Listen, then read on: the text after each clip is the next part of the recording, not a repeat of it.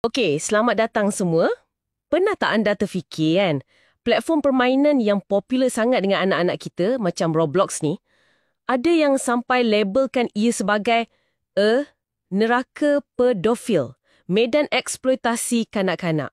Bunyinya, memang mengejutkan, betul tak? Memang satu kenyataan yang berat tu. Hari ni, kita nak kupas sikitlah sisi gelap Roblox ni. Kita rujuk beberapa laporan, ada dari Sina Plus, The US Sun, satu firma ni Hindenburg Research dan juga agensi jenayah kebangsaan UK, NCA. Semua-semua ni banyak fokus pada kumpulan pemangsa yang terancang, contohnya Kultus Pengganas 764. Jadi, misi kita hari ni, kita nak cuba faham cara diorang ni beroperasi, taktik diorang pancing budak-budak seawal 9 tahun tau, dan apa risiko sebenar berdasarkan laporan ni. Betul tu. Kita kena tengok macam mana platform ni boleh digunakan untuk tujuan jenayah macam ni. Okey, jom kita mula dengan Kultus 764 ni. Laporan kata ideologi diorang ni, neo-Nazi dan pemujaan syaitan. Dan sasaran utama, kanak-kanak perempuan bawah umur. Ada petikan dari manual diorang. Dengar ni. Tangkap waktu mereka masih kecil, senang nak kontrol sampai bila-bila. Merimang bulu roma, kan? Ya Allah, itu memang menakutkan. Dan satu perkara penting dari dapatan NCA, macam yang disebut tadi, motivasi kumpulan macam ni mungkin bukan macam yang kita selalu fikir. Bukan setakat seksual atau duit. Oh, ya? Jadi apa? Laporan tu cadangkan diorang ni lebih kepada nak cari macam kemasyhuran, credibility dalam komuniti online diorang sendiri. Ini bukan orang persorangan tau. Ini sindiket. Terancang.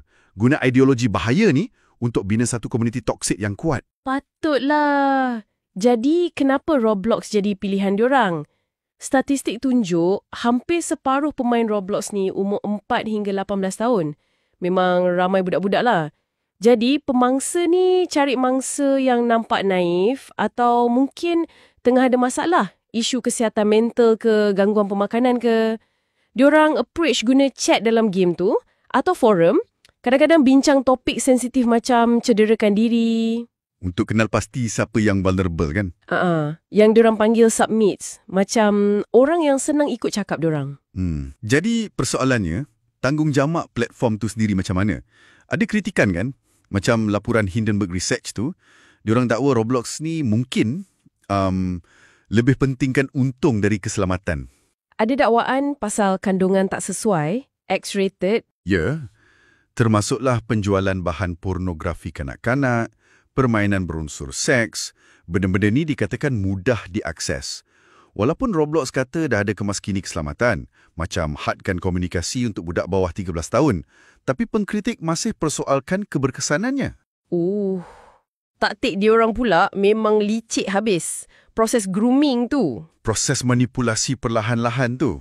Betul. Selalu mula dengan ajak borak kat app lain macam Discord ke, Telegram ke.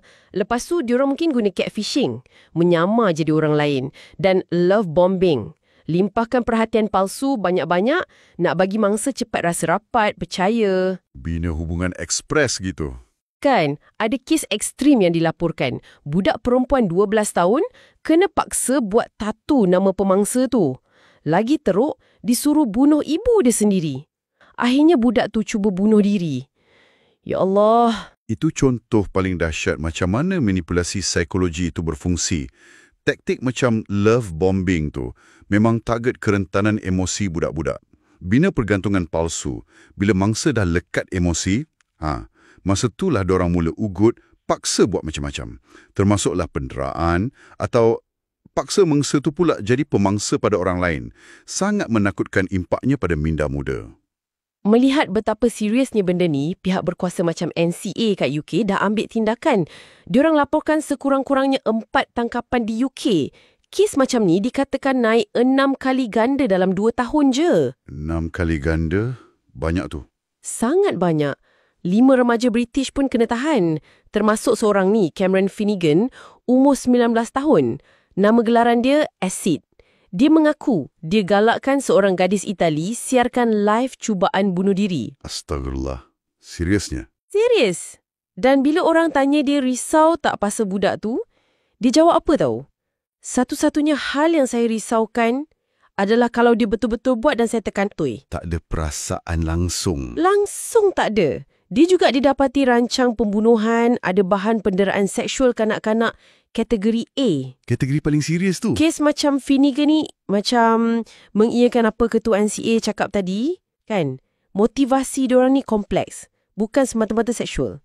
Tapi nak kejar status, pengaruh dalam komuniti toksik tu. Jadi diorang kongsi video penderaan tu semua? Ya. Paksa mangsa sakitkan diri sendiri atau orang lain. Lepas tu guna elemen pemujaan syaitan, ideologi ekstrim macam benci perempuan untuk kuatkan lagi ikatan kumpulan diorang. Jadi kesimpulan dari semua sumber ni memang jelaslah. Bahaya tu memang wujud. Serius pula tu. Dalam platform popular macam Roblox. Bukan risiko rawak je ni, tapi eksploitasi terancang oleh kumpulan bahaya. Guna taktik canggih, target budak-budak paling senang terpengaruh. Jadi, kesedaran tu memang sangat-sangat penting. Kena faham taktik grooming ni, manipulasi psikologi, motivasi pemangsa ni. Terutama kalau anda ada anak-anak yang aktif online. Faham cara diorang beroperasi ni, itu langkah pertama untuk lindungi anak-anak kita. Kena sentiasa waspada. Betul tu. Sebelum kita tutup sesi ni, mungkin ada satu persoalan terakhir untuk anda semua fikirkan.